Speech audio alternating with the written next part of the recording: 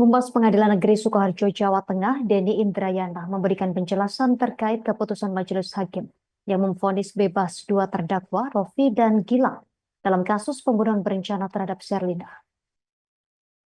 Keputusan tersebut menurutnya diambil karena kedua terdakwa dinyatakan tidak terbukti bersalah atau terlibat dalam kasus tersebut. Dalam keterangannya pada Selasa 10 Desember 2024, Denny menyebut dua terdakwa divonis bebas karena majelis hakim berpendapat hasil pemeriksaan dan fakta persidangan mereka tidak berada di tempat kejadian perkara saat peristiwa terjadi. Untuk lebih lengkapnya, saat ini kita telah terhubung bersama rekan Anang Maruf, jurnalis Tribun Solo yang akan melaporkannya untuk Anda. Rekan Anang Maruf, silakan informasi lebih lengkapnya terkait dibebaskannya dua terdakwa kasus pembunuhan Sherlina ini. Terima kasih rekan Justina. Baik, Tribunas, seperti yang dijelaskan tadi, Pengadilan Negeri Kabupaten Sukoharjo telah memvonis dua terdakwa pembunuhan Sherlina, perempuan muda Kabupaten Karanganyar yang pada bulan April lalu ditemukan tewas membusuk di daerah Kecamatan Polokarto, Kabupaten Sukoharjo.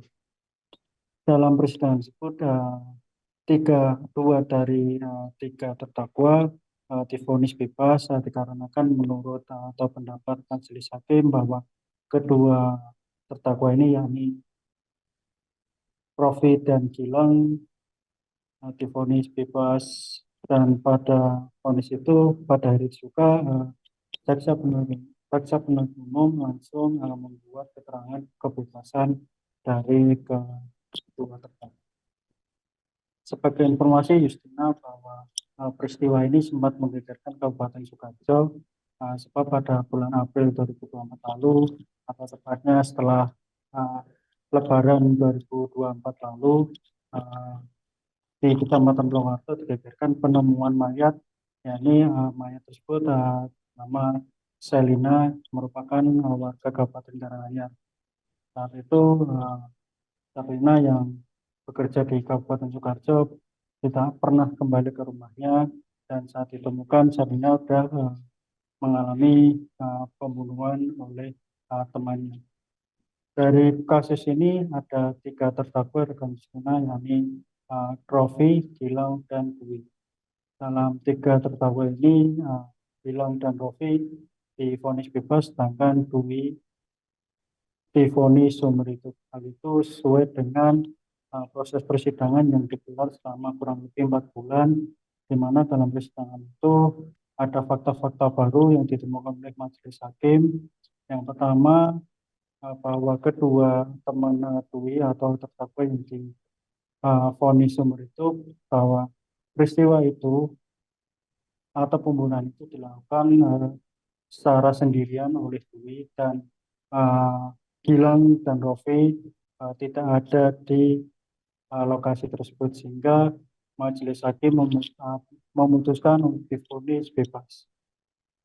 Dan vonis bebas itu membuat beberapa keluarga dan teman-teman korban sangat kecewa, dan pada selesai vonis itu para teman dan keluarga merasa kecewa dan sempat memanas di Pengadilan Negeri Sukoharjo.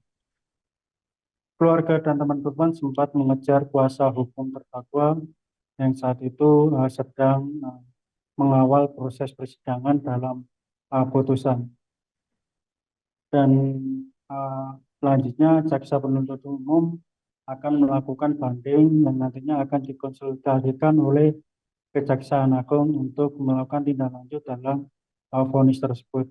Karena menurutnya saat ini keluarga sangat kecewa dan merasa tidak adil, meski menurut atau pendapat majelis hakim kedua terdakwa ini tidak melakukan rencana pembunuhan. Dan bisa saya tambahkan rekan Justina bahwa Dwi Prasetyo ini sebagai pelaku utama terancam pasal 340, yakni pembunuhan berencana dengan hukuman penjara seumur hidup.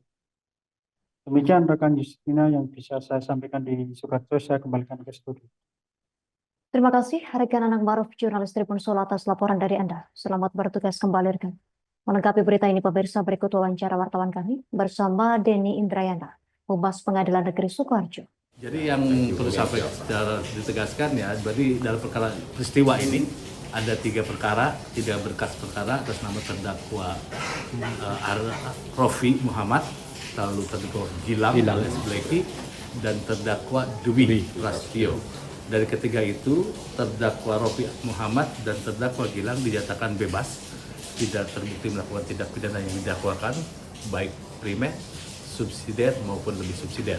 Sementara terdakwa Dwi Prasetyo, majelis hakim berpendapat telah terbukti secara sah dan meyakinkan bersalah melakukan tindak pidana pembunuhan berencana dan dijatuhi pidana seumur hidup.